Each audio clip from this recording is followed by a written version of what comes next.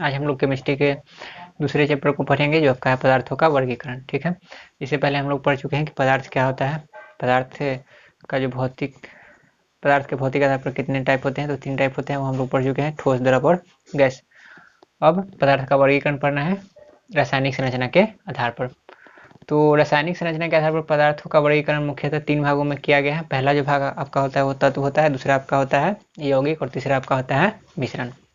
रासायनिक संरचना के आधार पर या कह सकते हैं कि रासायनिक गुणों के आधार पर 3 भाग में पहला तत्व हो गया, दूसरा यौगिक हो गया और तीसरा क्या हो गया, मिश्रण हो गया।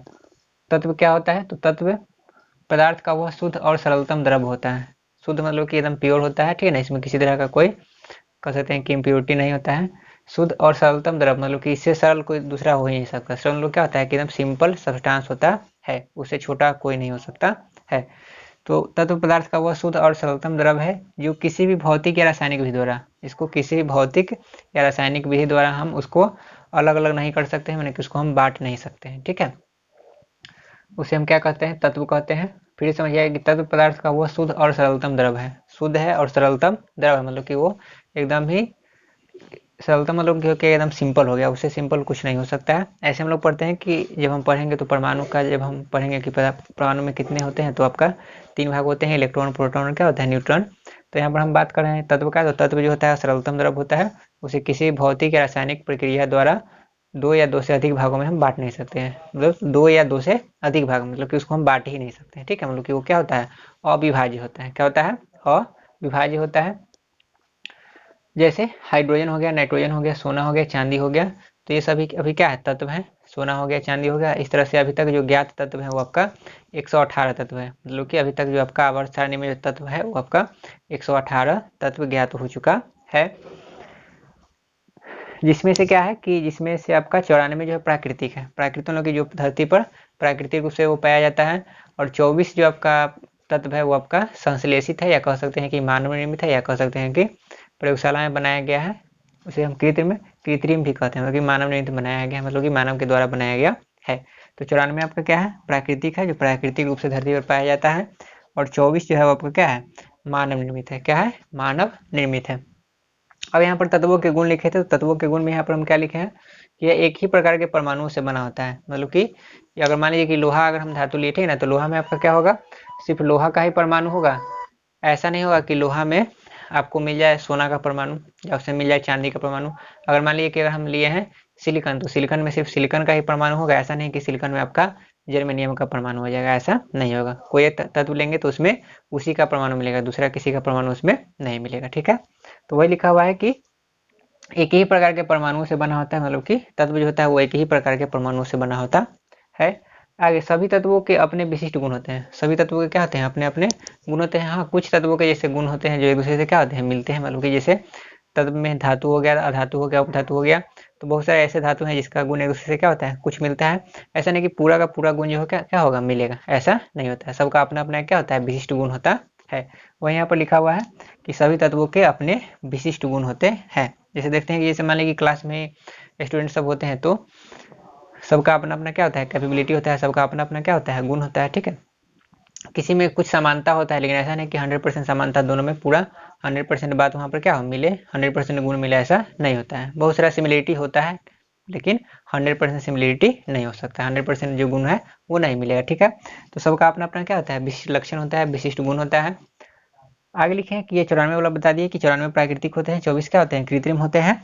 तत्वों का वर्गीकरण, तो तत्वों का जो वर्गीकरण किया गया है कि मुख्यतः 2 भाग में किया गया है, लेकिन इसका एक तीसरा भाग भी होता है। ठीक है, जो आपका उपधातु का होता है। तो मुख्यतः जो 2 भाग है उसमें आपका होता है तत्व का जो पहला भाग हो गया वो आपका धातु हो गया, दूसरा आपका क्या हो गया, अधातु हो गया, और तीसरा भी एक श्रेणी है जो आपका हो गया उपधातु का। तो उपधातु का क्या गुण होता है, तो उपधातु का गुण होता है कि उसमें कुछ धातु का भी गुण होता है, उसमें कुछ अधातु का भी गुण होता है। मतलब कि दोनों के गुण के बीच का। जैसे मान लीजिए कि धातु है, ये आपका क्या है, अधातु। तो उपधातु जो होगा ना पूरी तरह से धातु होगा और ना पूरी तरह से क्या होगा, अधातु होगा। मतलब कि उसमें कुछ धातु का भी गुण होगा, उसमें कुछ क्या होगा, अधातु का भी गुण होगा। तो इसलिए एक तीसरा श्रेणी बनाया गया जिसको हम क्या कहते हैं, उपधातु कहते हैं। ठीक है, लेकिन मुख्यतः जो इसका वर्गीकरण किया गया है वो 2 भाग में किया गया है, धातु और अधातु।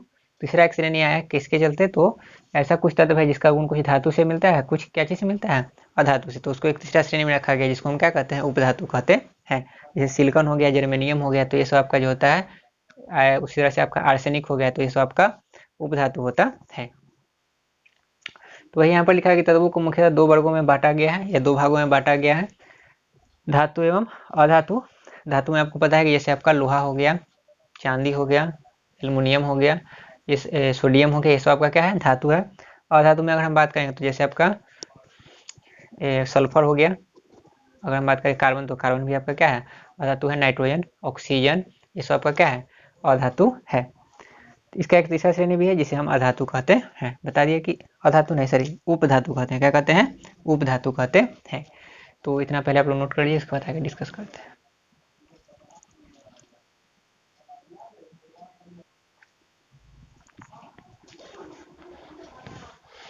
आगे जो आपका है वो टॉपिक धातुओं के गुण के बारे में है कि धातु के क्या क्या गुण होते हैं, क्या क्या लक्षण होते हैं।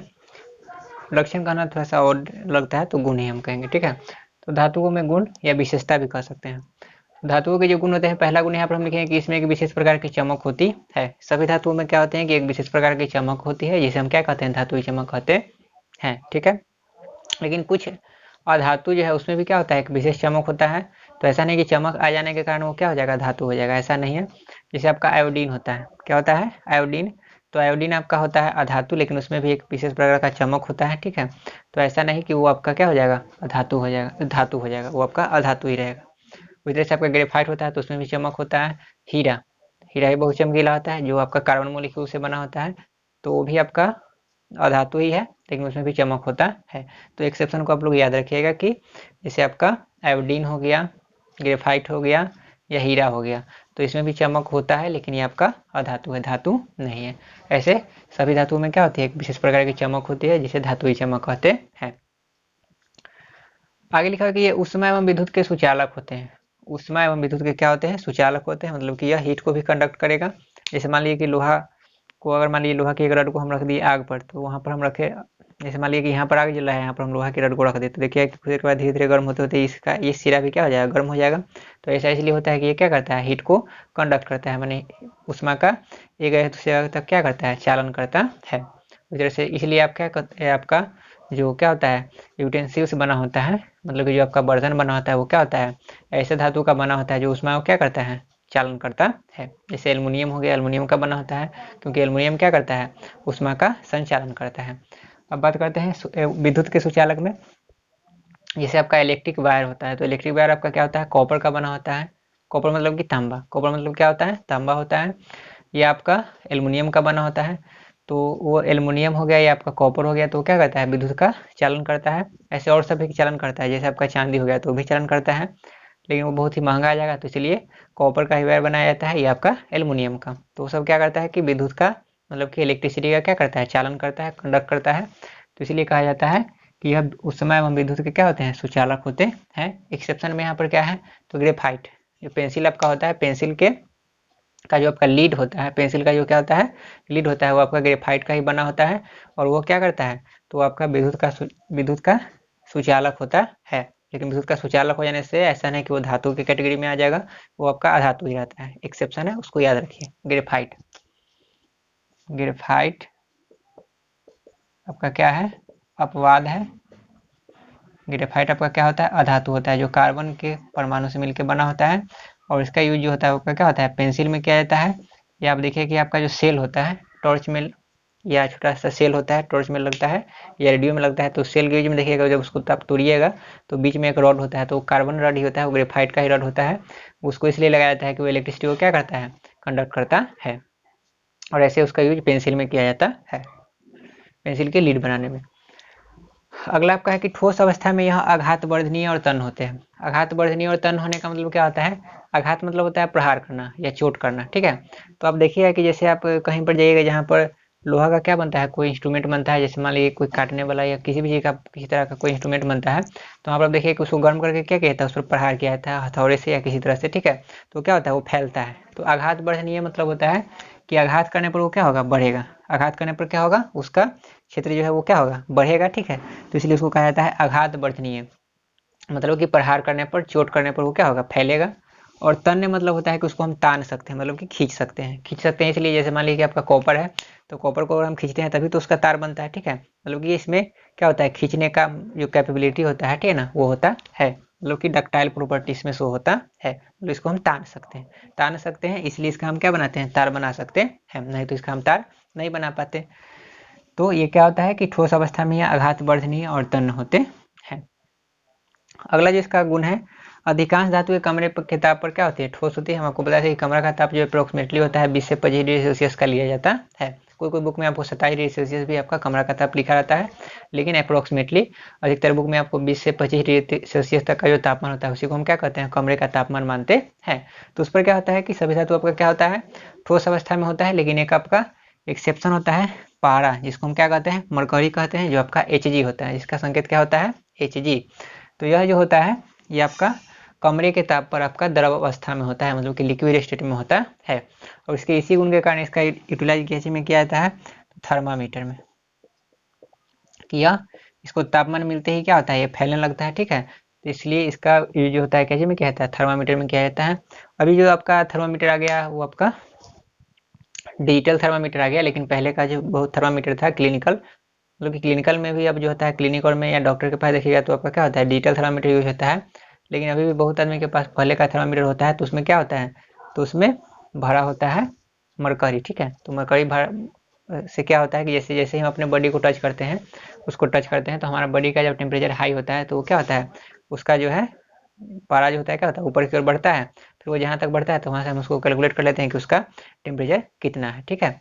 तो पारा या मरकरी दोनों एक ही चीज़ है, ठीक है। इसका संकेत होता है Hg। तो क्या चीज में इसका उपयोग किया जाता है, थर्मामीटर में इसका उपयोग किया जाता है। और यह कमरे के ताप पर द्रव अवस्था में पाया जाता है। जैसे कुछ यहाँ पर धातु का एग्जाम्पल है, जैसे सोडियम हो गया, लोहा हो गया, पोटेशियम हो गया, सोना हो गया, तो ये सब धातु का एग्जाम्पल है। सोडियम जो आपका होता है क्या होता है, बहुत ही क्रियाशील धातु होता है, ठीक है।